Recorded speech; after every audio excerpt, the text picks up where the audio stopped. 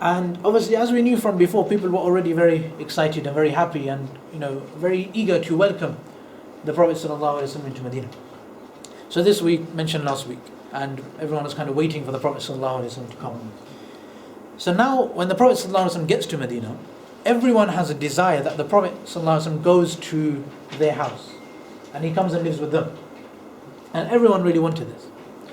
So the Prophet ﷺ gets to Medina, and everyone's, the most beloved. They've been waiting for so many days, from so much love. They've been literally coming and standing on the roof to check if the Prophet ﷺ has arrived. And now he arrives. So imagine how happy these people are. And people narrate that these days, nobody was ever this happy in Medina. This was the thing which made Medina the happiest ever. This is the arrival of the Prophet ﷺ. Everyone was excited. Everyone's asking the Prophet ﷺ that, stay at my house, come and stay with me. So then the Prophet ﷺ, obviously this is where we know that he allowed his camel to run free and walk free.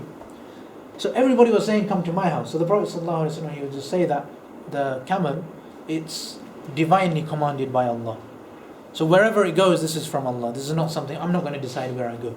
So we leave the camel, and wherever it goes, that's where I stay, and that's where we'll have the masjid. So the camel, completely, obviously, usually you hold the rope and the camel can still walk wherever it wants to. But the Prophet ﷺ completely let go of everything. So the camel is walking completely freely. There's no nudging from his side. There's no interference in where the camel goes. Because, again, we need to think, everybody wants him to come to their house. So the Prophet ﷺ says, as a reply to everyone, he made dua for them, but he said that essentially the camel is not in my control. This decision is not mine. The camel will sit wherever Allah commands it to.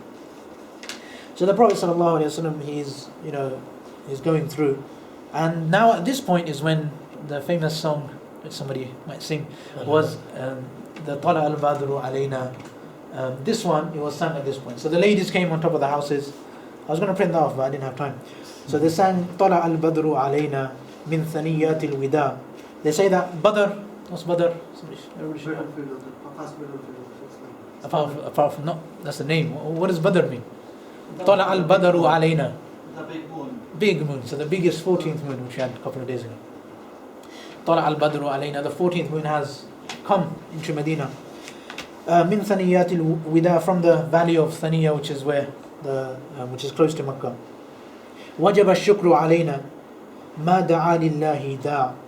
That then they say that as long as anybody is calling to Allah, as long as we have a messenger within us, then wajaba ash-shukru alayna, we are indebted to Allah subhanahu wa ta'ala.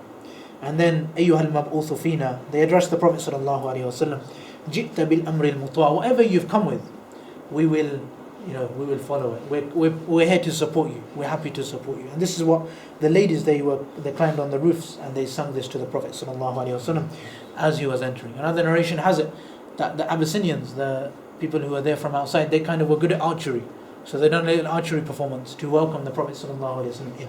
So just like we have nowadays, even in this country, very often the army will come and welcome somebody special. So again, there was a whole procession made to welcome the Prophet ﷺ into Medina. It was a very, very exciting day. So then this all happened. Then the Prophet ﷺ, everyone's happy, basically, very excited. And the Prophet ﷺ was carrying on walking behind the camel, and the camel is walking by itself.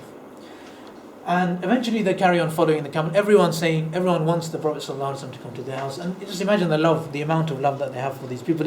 We can't try and replicate this amount of love. They had so much love for the Prophet ﷺ that they weren't able to actually love anything else. There was no space for nothing else in their heart.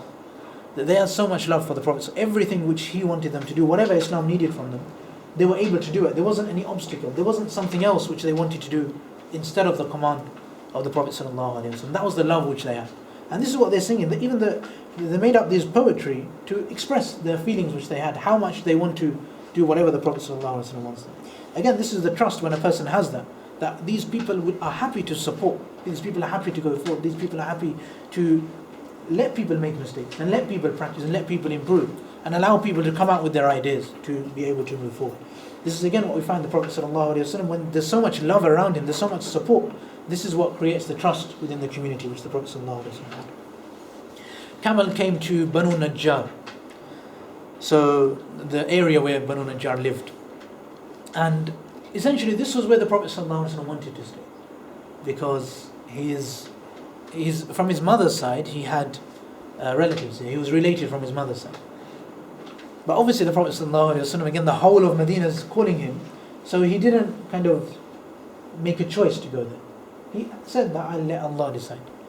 And the miraculous nature of this is that the camel ended up coming in Banu Najjar. And here it started stopping. So when it came to the place where the door of Masjid Nabawi was, it stopped and sat down there. And the Prophet ﷺ and Abu Bakr were still on the camel, but they didn't get off here. So the camel got back out, and the Prophet ﷺ, he went to the house of Abu Ayyub Ansari, radiyallahu anhu, and he sat there. And then the Prophet ﷺ didn't get off, and they got back out, and then they went back to the original place, outside the Masjid Nabawi. So at this point, Abu Ayyub, he took the luggage, and he took it inside his house, and the Prophet ﷺ, he alighted at the masjid, and they decided this is where the masjid will be built. So they decided where the masjid will be built, and the Prophet ﷺ was going to live close by. So the Prophet ﷺ, he lived with Abu Ayyub Ansari radiyallahu anhu, and here they started living inside this house. And this is something which the Prophet ﷺ is very important, to allow the camel to be free. Otherwise, people would have thought that why has he chosen a certain group over another? Why has he decided to go there? Why can't he come to our house? So in order to keep everyone happy, in order to make everybody feel content and happy with his decision, and to make sure that there's no rivalry between each other, they don't start being rivals of each other, because thinking that he's staying there and I wanted him to stay here, and might make their own profit to come there or something. So to keep everybody united, the Prophet ﷺ, he allowed the camel to go. So, and this obviously was a miracle of Allah, that where the Prophet ﷺ wanted to go, Allah made the camel stop there anyway. And there's another story which we find in the books of Seerah, which is very interesting. So it narrates that there was an emperor of Yemen who was called Tubba. So many years ago, he was walking past the land of Yathrib. It wasn't actually a village, it wasn't a town here. And he was walking past there, and he had the scholars with him, the scholars of the Jews. So he had about 400 of the Jewish scholars with him. So when he got to this area of Yathrib, these people of the ulama, the Jewish scholars, they wanted to stay in Yathrib because they knew that their scriptures told them to. So the king asked them that, why do you want to stay here? And they said that our scriptures tell us that there's going to be a prophet who's going to be born in Yathrib, so we want to stay here.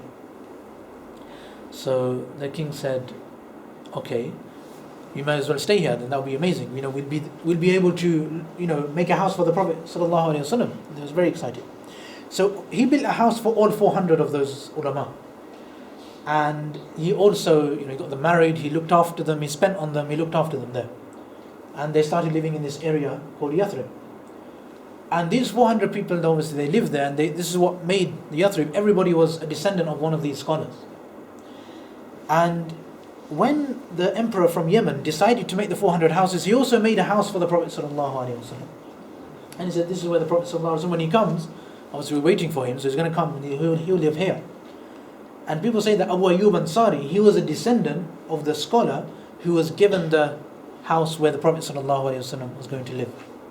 So this is why the Prophet ﷺ, people say it was already predestined that he was going to come to that specific house. And some people say, legend has it, this is like the some say bit, the riwayas get a bit muddled up here, but some say that the king Tubba, when he came, because he was a king, he made a really important letter, and he addressed it to the Prophet ﷺ.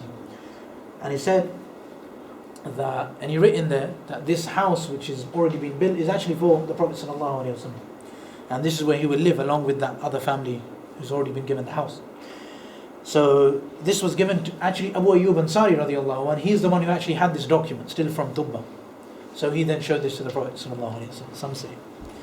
So, and then they came and they lived here, and then the Prophet ﷺ, originally he went on the top due to respect. But then eventually, obviously they realized that the Prophet ﷺ, he's the one who everyone wants to see. So whenever the guests used to come to visit the Prophet ﷺ, then they'd have to walk through the bit which is the area of Abu Ayyub Ansari. So it didn't really work. So they swapped around.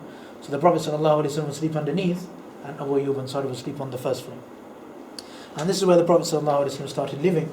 And then from here, obviously we find the masjid is built, and we find that the Prophet ﷺ, he starts communicating with the Sahaba radiallahu anhum. So they start coming and speaking to him and taking advice.